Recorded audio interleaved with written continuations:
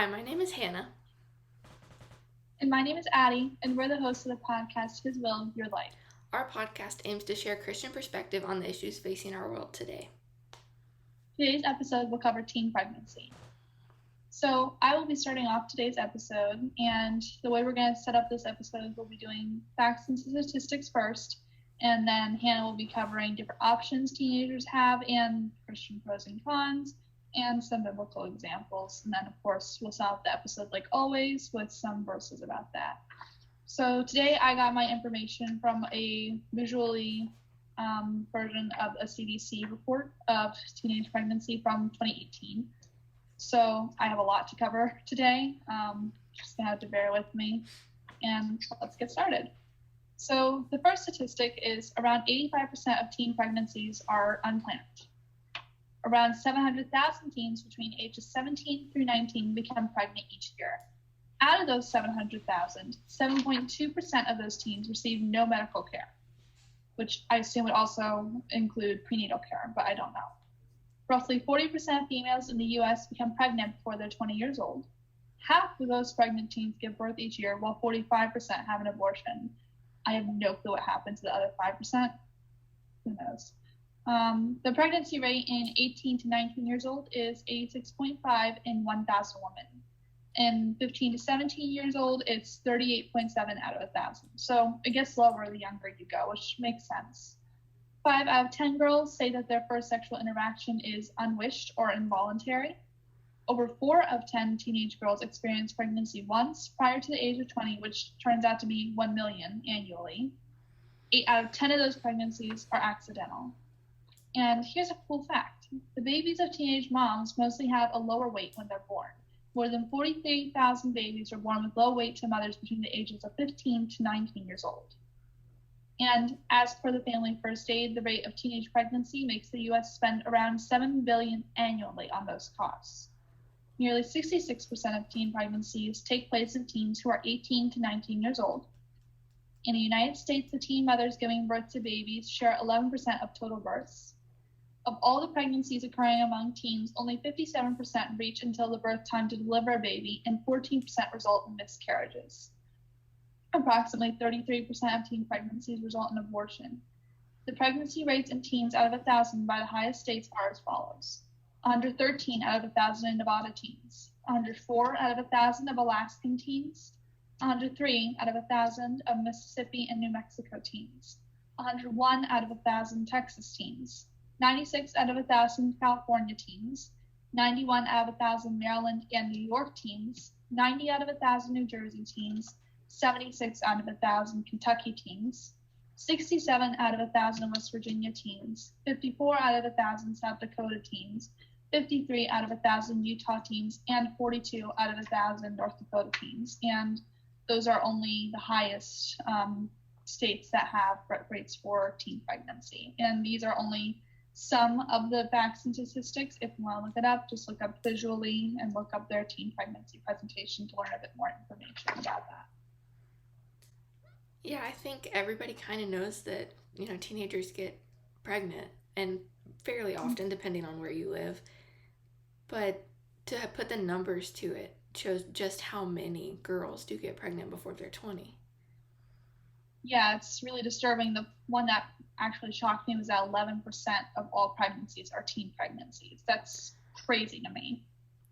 Yeah, especially considering there's thousands, hundreds of thousands of kids born every year. So that's still a big number of teens who are giving birth every year. Yeah. Right. I'm going to discuss some options that teens have when they find out that they're pregnant, and some Christian pros and cons to each, and then lastly some biblical examples. So the first option is obviously to keep the baby, to raise it. The pros of this are: the goal of parents is to teach and guide their children to live godly lives no matter what. And when you decide to keep your kid, you can make sure that they're raised like that. The cons to keeping the babies are just, you have challenges regarding, can you or will you finish school? Do you have the money to do it? Do you have a support system is a big one. There's obviously, all of a sudden you have a lot more responsibility, and you also have to make some tough decisions regarding the father and if they're going to be in the life of your child. Probably the most obvious example of a woman in the Bible keeping an unplanned baby was Mary. She was not expecting to get pregnant, and she gave birth to the Messiah. Then another one, which kind of works for this, it was Sarai in Genesis 17. I'd look up that story because it kind of works for this, it kind of doesn't. But if you read between the lines, it definitely shows that keeping a baby will work out and it'll be good. So the second option is to place the baby for adoption. This can either be conventional adoption or family adoption, where someone in your family takes the child in. The pros of this are that the child's going to have a loving home because you get to determine where they go, typically. And pretty much all families that adopt a child are going to treat it and love it as their own. Unfortunately, there are a few who don't, but big picture, you're giving that kid what's best for them. Some of the cons of placing children for adoption is the emotional impact of having a child and then giving it away. I honestly can't imagine that, how hard it would be to carry a child for 9 months, give birth, and then just hand it away. I know that people have to do it or want to do it, but definitely consider that emotional impact if you're ever in that situation. So some biblical examples of kids who were adopted. Moses was adopted, and that was the best thing for him and his family because otherwise he was going to be killed. Esther transformed from an orphan to a queen, which is an example of how adoption can give children their best lives and their best chance at succeeding. And then lastly, Joseph accepted Jesus as his own kid, and which shows that the right adoptive parents will love any child as their own. So when they go to the right family, you know that the kid's going to be loved and cared for.